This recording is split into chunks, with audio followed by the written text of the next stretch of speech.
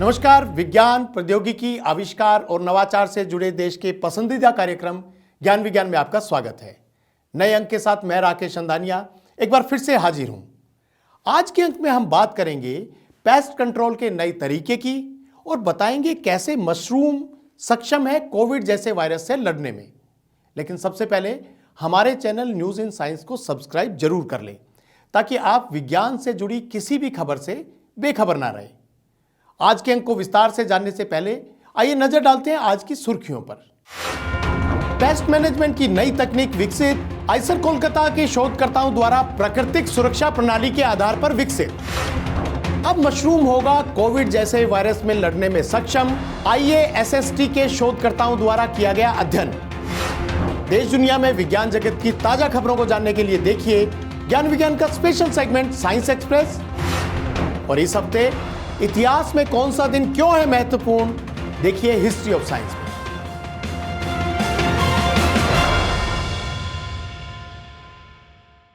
और अब खबरें विस्तार से। आइसर कोलकाता के शोधकर्ताओं ने पेस्ट कंट्रोल का एक सुरक्षित और पर्यावरण अनुकूल समाधान विकसित किया है।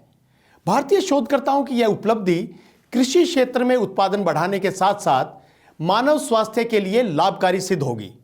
हाल ही में इस तकनीक का प्रदर्शन IIT हैदराबाद में आयोजित इन्वेंटिव 2024 कार्यक्रम में किया गया। एक रिपोर्ट। भारतीय कृषि क्षेत्र को अन्य प्राकृतिक आपदाओं के साथ साथ कीट लगने से बड़ा आर्थिक नुकसान होता है। फसलों और पौधों को कीटों से बचाने के लिए कई तरह के रासायनिक पेस्टिसाइड्स का इस्तेमाल किया जाता है, जिनकी अधिकता मानव स्वास्थ्य और पर्यावरण दोनों को नुकसान पहुंचा सकती है। इन पेस्टिसाइड्स के बढ़ते इस्तेमाल से कई कीट रसायन प्रतिरोधी भी हो गए हैं। उन पर पेस्टिसाइड्स का असर नहीं होता। भारतीय विज्ञान शिक्षा एवं अनुसंधान संस्थान आइसर कोलकाता के शोधकर्ताओं ने अब इसका सटीक समाधान निकाला है। शोधकर्ताओं ने ऐसी पेस्ट मैनेजमेंट तकनीक विकसित की है जो पैरासिटॉइड्स पर आधारित है, यानी इस तकनीक से कीटों के प्राकृतिक दुश्मन उन्हें खत्म करेंगे। So here what we are aiming is like we are augmenting the nature's defense mechanism only, where plants actually attracts natural enemies of the pest called parasitoids. So here what we are doing is like we have come up with particular blend of volatiles which can attract the natural enemies of the insect so that these enemies can come and eventually eradicate the pest. Parasitoids कीटों का एक विविध समूह है जो आपके बगीचे, green house या फसल के खेतों में कीटों का जैविक नियंत्रण प्रदान करता है, जिन्हें परजीवी भी कह सकते हैं। ये एक ऐसा जीव है जो अपना लार्वा चरण किसी अन्य जीव पर बिताता है और विकसित होने पर सिर्फ उसी मेजबान जीव को खत्म कर देता है।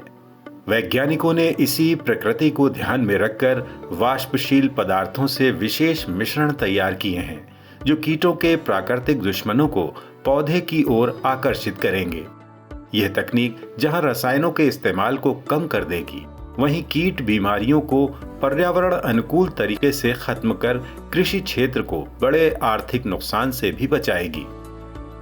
So this technology, why it is important is that nowadays almost all the invasive pests and other major pests which cause the economic loss have developed resistance against many of the chemical pesticides that have used. But our technology ensures that it shows only very low possibility of resistant development. So this technology is effective alternative to the existing pest management.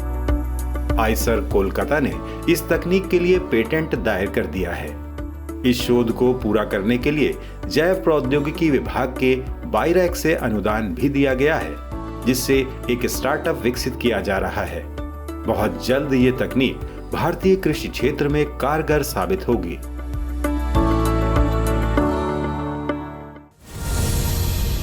भारतीय वैज्ञानिकों ने दावा किया है कि mushroom में कोविड-19 सहित अन्य वायरल संक्रमणों से लड़ने की अनूठी क्षमता है।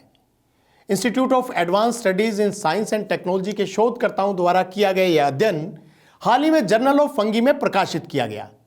ज्यादा जानकारी के लिए देखिए हमारी ये रिपोर्ट।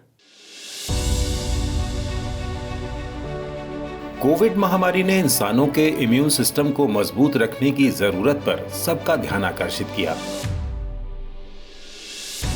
इसको लेकर कई तरह के अध्ययन सामने आए हैं और अब भी ऐसी चीजों पर शोध किया जा रहा है जो इंसानों को वायरल महामारियों से महफूज रख सकें।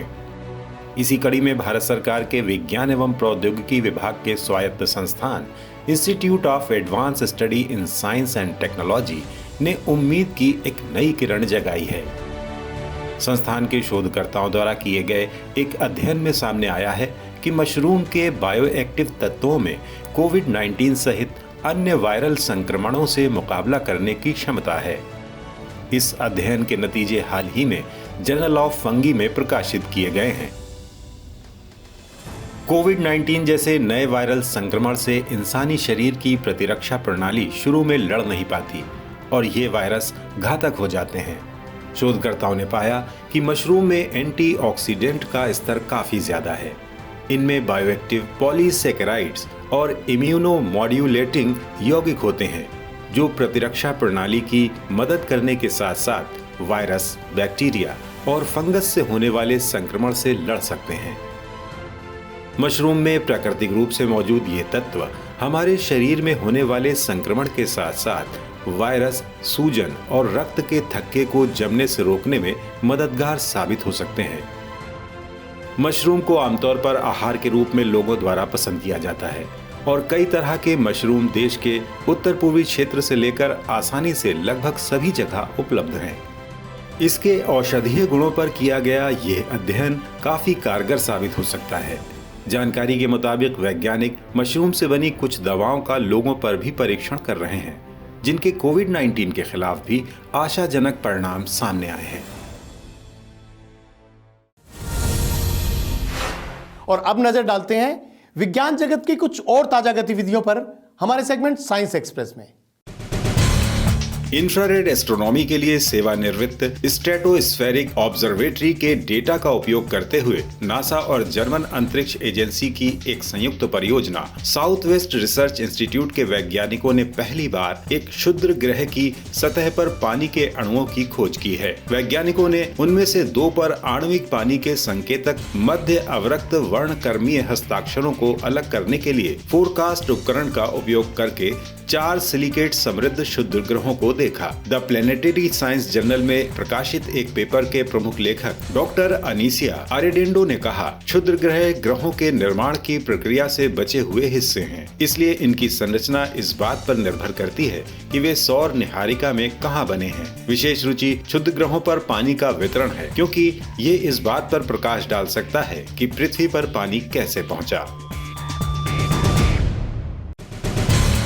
जनरल साइंस में प्रकाशित एक नया अध्ययन लंबे समय से चली आ रही वैज्ञानिक बहस का समाधान करता है और यह पृथ्वी के जलवायु विकास के बारे में हमारे सोचने के तरीके को पूरी तरह से बदलता है। शोध इस विचार को खारिज करता है कि पृथ्वी की सतह ने पिछले 2 अरब वर्षों में वास्तव में गर्म तापमान का अनुभव किया है। इसके बजाय यह दर्शाता है कि पृथ्वी पर अपेक्षाकृत स्थिर और हल्की जलवायु रही है। इस अभूतपूर्व शोध कार्य का जलवायु मॉडल या जैविक और जलवायु विकास से जुड़े प्रश्नों पर काम करने वाले वैज्ञानिकों के लिए महत्वपूर्ण प्रभाव होगा। शोध के मुख्य लेखक वाइकाटो विश्वविद्यालय के डॉक्टर टेरी इसन कहते हैं, अतीत में तापमान का ज्ञान हमें ये समझने में मदद कर सकता है कि पृथ्वी की जलवायु प्रणाली कैसे काम करती है और उन स्थितियों में अंतर्दृष्टि प्रदान करती है जो जीवन की उत्पत्ति और विकास के लिए अनुमति देती है। वर्तमान जलवायु और दीर्घकालिक भविष्य के परिदृश्यों को समझने के इच्छुक शोधकर्ताओं के लिए अतीत की जलवायु पर शोध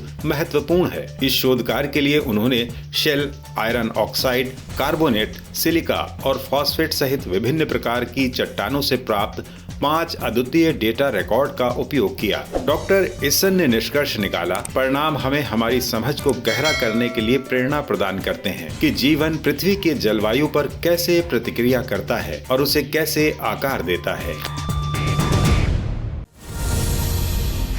इतिहास के पन्नों में दर्ज वैज्ञानिक उपलब्धियों को जानने के लिए आइए देखते हैं ज्ञान विज्ञान का special segment history of science.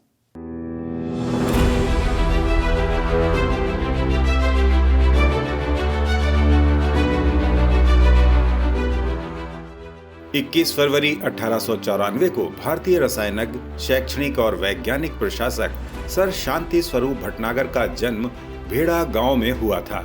वैज्ञानिक और औद्योगिक अनुसंधान परिषद CSIR के पहले महानिदेशक रहे डॉक्टर भटनागर को भारत में अनुसंधान प्रयोगशालाओं के जनक के रूप में जाना जाता है। SS भटनागर पुरस्कार, जिसे भारतीय नोबेल पुरस्कार के रूप में मानते हैं, उनके नाम पर भारतीय वैज्ञानिकों को उनके उत्कृष्ट योगदान के लिए प्रदान किया जाता है।